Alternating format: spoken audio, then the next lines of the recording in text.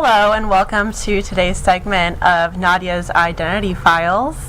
Today we're going to look at the intersection of traditional celebrity and what it means to be a social media influencer and the whole phenomenon of social media influence and the intersection between those two. First, I was thinking, how are these two things defined? Celebrity in the traditional sense is defined simply as somebody who has extreme influence, whereas the social media influencer, which is crazy how all these new definitions keep popping up as we move forward with the advent of technology, is somebody who has the power to influence many people. But more specifically, celebrity is defined as the state of being well known. And to me, those two things more or less have the same meaning. There's a great resonance between the two, great relationship between the two. So there's no doubt a cyclical effect in social media. People can easily grow large audiences, establish themselves as leaders in their fields, whether it be super niche specific or something more broad. Like even someone who is working in social media strategy like myself. Obviously I aim to be considered a leader in my space, and I'm hoping that I'm moving forward in that canon. But that's kind of something that a lot of people who are on social media, that's what they aim to do. So in quite a few instances, many social media influencers, they do grow into celebrities in the more traditional sense, especially entertainers, people that are on social media trying to grow a presence as actors or as models online. They can often find internet fame through the social media channels, especially channels like YouTube, for example, only to later be offered entertainment contracts IRL in real life. So, for example, take Issa Rae. Issa Rae developed the YouTube series An Awkward Black Girl in 2011, which if you haven't watched this web series, you absolutely have to go onto YouTube and watch it. It's hilarious. It's so good. And quite soon after its launch, it became viral. I think something like 20 million views, 200,000 subscribers, something wild like that. So not too long ago, actually this year, she was offered an opportunity with HBO to have her very own series. I know she had been in the process of developing the series for some time, but her pilot for Insecure was picked up, and that show launched on October 9th, so early last month, which I haven't yet had the opportunity to check it out, but I'm super excited to. So that's an example of someone who, some people might say, well, she's not a social media influencer. She wasn't on social media with the intent of being influential, but in my opinion, anyone who's striving to make an impact, and especially in the digital landscape, clearly she had created a web series and then blows up because of all of the views and all of the reshares and all of that. They are segueing into traditional celebrity. So, at this point, she has this show, and I'm super excited for her. Another example of a real-life celebrity born out of a viral social media post is Kate Upton. Does everyone remember Kate Upton?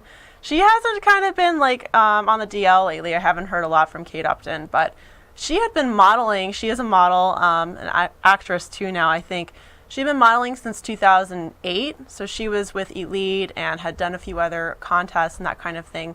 And then in 2011, she was at a Clippers basketball game, and she did this wild dance. I think it's called, and I'm probably totally butchering this and showing my age and my nerdiness right now. It's called the Doogie or something. I don't even know. But she was dancing at a Clippers game, and for whatever reason, people were like, oh yeah, Kate Upton. And they started sharing this video, and she blew up overnight. So she went from, just being another face at go-sees and castings and auditions and really struggling to make it as a model. That's a very difficult path, to blowing up and then transitioning from little known to full-blown celebrity. Now again, a lot of people might look at this and say, well, no, she was just trying to make it, and she used the video, and then she got famous, so she's just she's not a social media influencer. Again, it goes back to there's this group of people, I guess this authority on what it means to be an influencer. I don't know these people by name, I can't pin them down, but if you were to Google social media influencer, there is a lot of analysis on what that means and what that entails. So, but in my personal opinion, she used a social channel, which social media, to create influence, and then from there she transitioned into the traditional celebrity space. So, I mean, I don't really care about what this sitting authority on social media influencing is. In my opinion, there's a great intersection. And now, well, I don't know about now, but around the time that she blew up, she did go from complete obscurity to one of the most in-demand models in the country. So, I mean, again, a lot of experts, marketers, they agree that these two people specifically, they don't necessarily equal social media influencer in the popular sense, but, you know, I contend that when you can draw an influence, and if it is on social media, and then you move into being famous IRL in real life, then there's great intersection there. And when I work in my social media work, I really advocate people to consider a hybrid approach, to consider making an impact online, but also keeping in mind the traditional ways in which they can make an impact, the face-to-face type of networking. So, you know, in my opinion, really, as long as people come knocking on your door, you're doing your thing, you're making an impact online, and then you blow up, you're a social media influencer and a celebrity all at once. So, that said, today we're going to have two guests talking and more in depth about these issues. I'm going to have a publicist come on and kind of look at this from an analytical, objective side of things, and then I'm going to have somebody who kind of fits that situation where it's like she does have great influence online, but she's also a celebrity in the traditional sense. So we're going to be looking at the intersection of those two, specific to her career and her trajectory. So, but first, before that happens, I gotta go into my identity news, you guys. Every show I get into my identity news, and invariably I have to start at talking about the election. We have 1 week to go. That's literally 1 week. Today is November 1st. I can't even believe we're this close into the beginning of a new year.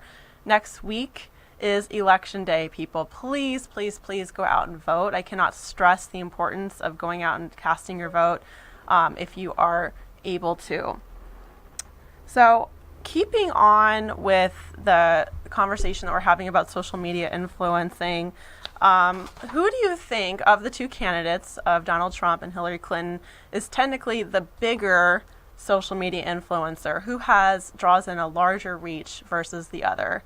Well, considering that online quite often controversy is what serves as a launch pad for retweets and shares and and blowing up, I think we know who has more social media influence.